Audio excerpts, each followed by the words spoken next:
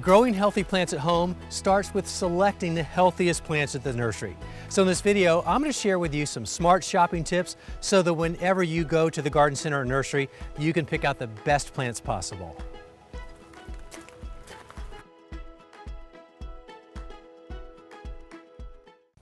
Walk into any nursery or garden center and it's hard not to be overwhelmed by all the beauty. And it is a magnet for the impulse buy. Take it from me. So if you can possibly know what it is that you're coming to buy before you get here and where it's going into the landscape, you're doing yourself a huge favor, because undoubtedly you're going to fall in love with a few plants once you get here. And the very least that you should do at that point is learn the growing conditions of that plant. Usually there's a tag in the pot or attached to the plant that gives you a lot of important information, such as the height and maturity and the spacing between plants and the ideal growing conditions, such as sun and shade preferences and the type of soil that it prefers the most. Because if you can take that plant and put it into those ideal conditions where you live, then you're setting it up for success. On the other hand, if you try to make that plant grow where it's not ideally suited, then you're just asking for problems later. So once you find that group of plants you like, pick the best of the bunch. It's just like shopping for anything else, whether that's produce or clothes or cars. Set yourself up for success right from the start. So here we have a grouping of hydrangeas, and I'm looking at these and they all look pretty good. I'm seeing good coloration, I'm seeing nice flowers. I don't see any broken branches, but if I did, I'd probably shy away from those, or maybe ones that have a little bit of disease or potential pest issues. And this might be the one plant in the group I shy away from, but fortunately plants are very resilient and forgiving. A smart step to take when checking out your plants at the nursery is to look for pests. Now, just for the record, not all insects are pests. In fact, only about 3% are the bad guys, meaning 97% are either good or neutral. But if you don't know, you don't want to take that chance, because a lot of the pests that end up in your garden or on your plants in your house from houseplants hitchhike on the plants you bring home from the nursery.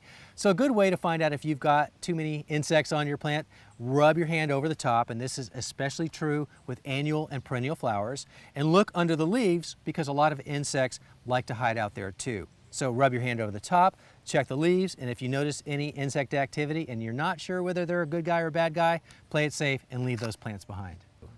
A very important step in the plant selection process is to look at those leaves, and you're looking for discoloration or damage to the leaves. So it could be the leaves are yellowing, or they're stippling, or maybe they have brown spots or brown edges. That could come from over-fertilization, but you likely may not know exactly what the problem is, but to the extent that you can look at it and kind of figure it out, all the better. But you don't want to handicap yourself right from the start either. So if you have a selection of plants that look healthy, don't have that discoloration to the leaves, then those are the ones you want, and leave the ones with a discoloration behind. Because if the leaves are discolored, something is going wrong, whether it's too much water, too little water, like I said, pests or diseases. No point in handicapping yourself. Leave these behind and take the healthy ones.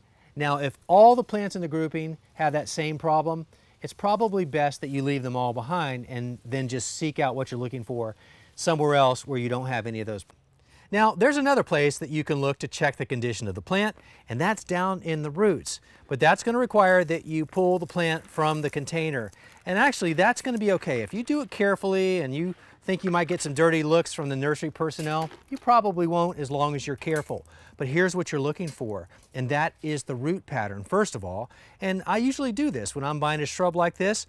I'm looking to see how tight this pattern is of those roots growing within the container, because if it's been in the container for too long, those roots have nowhere to go. Although they'll continue to grow, they just start forming this tight circular pattern. So the longer they're in that container, the tighter that pattern gets. And the downside is that this can become so tight that water and nutrients can't even pass into the plant.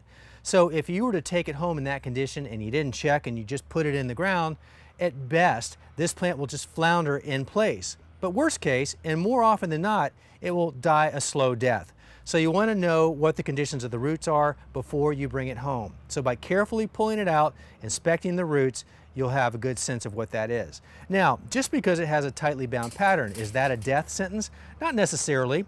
A lot of times, I'll take my fingers and I'll, what I call liberate the roots, and I'll just work my fingers into the roots and loosen them up. And by doing that, you break the pattern, so when that plant gets in the ground around that native soil, it starts to grow out But if you don't do that, those roots haven't had that pattern broken and they continue to just work in that spiraled situation. So at least liberate the roots. But if you have an option to find a root mass that isn't so tightly bound, and by the way, this is a good example, these roots are still very soft.